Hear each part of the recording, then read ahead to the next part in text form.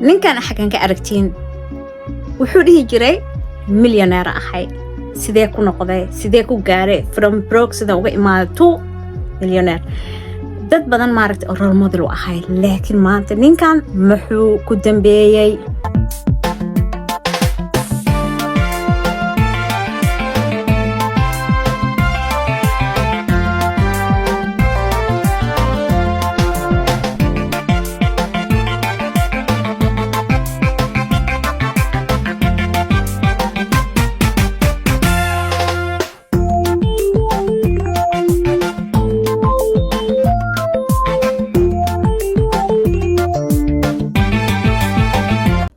السلام عليكم ورحمة الله وبركاته كسودوات جنركيغا عنابي تعيسى ده كميتا أصحابتي هوري وحرنات مهد سند هدي أنا عصبتها ويلكم ماشان wax badan ka faa'iidi doonta maanta waxa isku jiri doona video kan vlog yar imaalinteeda iyo in yaro sheeko qiso xambaarsan soo maalinteeda la socda waa taajirada weyn Canabiita oo nolosheeda maaragtay wax yar inkaga soo bandhigayso meesha asoo kale asla mar dhaw laga furo biliye bakar netka inta badan maxal dhahay ka arki jiray ama ka gadan jiray ka adeegan jiray laakiin hadeertan osla noolgu keenay reer osla halo ma maqlooysiin meesha ay maada xiisiis oo sameeyo lacag ma isiin dukaanka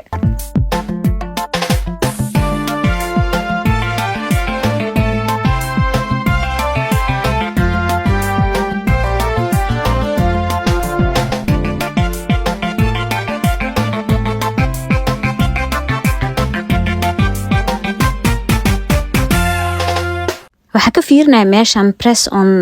nails maxaa dhacay inta badan HM ka gataa waxyaabo badan oo kala duwan ma hayaan laakiin in iga cajabisa oo waa ka helaa HM ka so easy maxaa dhahay wax oo adoo gaargaar iska sii saaran like iska dhijisin kartid meesha tagtid ku dhijisin kartid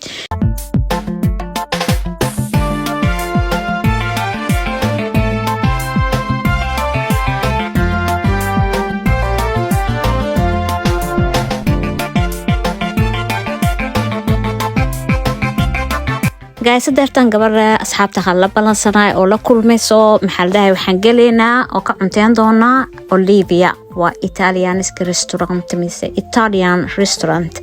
guys maanta maal caadi ah way like hadda imaatid meesha maaragtay restaurantigan weekendiga kale aad u fuliyaa soo waa ina booking soo samaysataa intaad maaragtay imaanin ka hor laakiin maanta is normal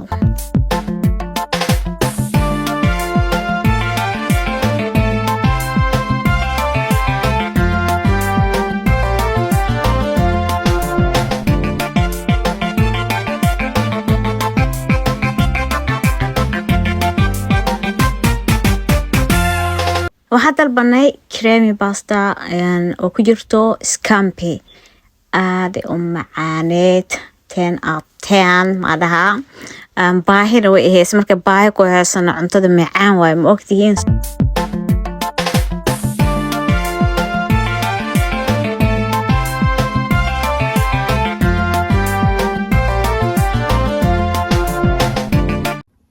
so guys hadeertan xaafadda imaaday waxa rabaa maanta in aan la qaybsado sheeko yar oo trend barihan TikTok ka ah TikTok-kan ka soo arkay hadii aad arkin sheeko xiiso leh way somehow na maaragtay u noqonaysa dadka maaragtay wacyi gelin ninkan maaragtay magaciisa waa Anoha Samuel Anoha I don't know staw mara ama kala hormari 25 years old businesswoman sida noo soo bandhigi jiray taajir billionaire noloshiisa perfect ahayd dad badan oo dhalinyaro ay ku dream gareyn jireen laakiin maanta Samuel Anoha intuu ku dambeeyay maxaa ku dhacay noloshiisa xagaan idin soo dhigayaa sawirkiisa iyo page-kiisa TikTok-ga ninkan flowers badan oo haysta aad maaragtay ma u badna 527 Soomaalida qaarkood oo xiraamiinta haba ka followers badan wuxuuna jiraa 25 sano waxa uu qoran 25 years old multi millionaire wow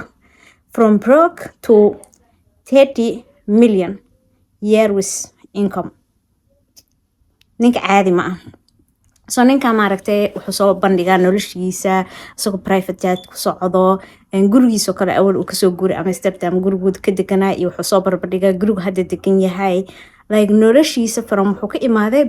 faqri to taajir. marka ninkan mar walbo dadka maxaa la dhahay wuxuu ku dhiirigelin jiray anaga sidaanaan sameeyay intaan haystaa kan kale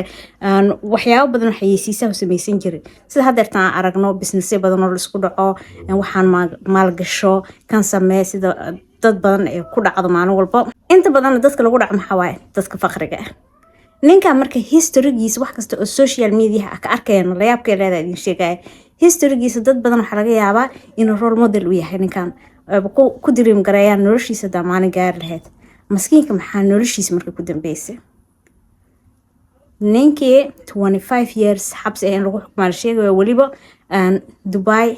sharciyadeeda aad u adag yihiin waa taqaaniin waxaa lagu qabtay finally ninkii taajirka ahaay oo private jet ku socon jiray oo noloshiisa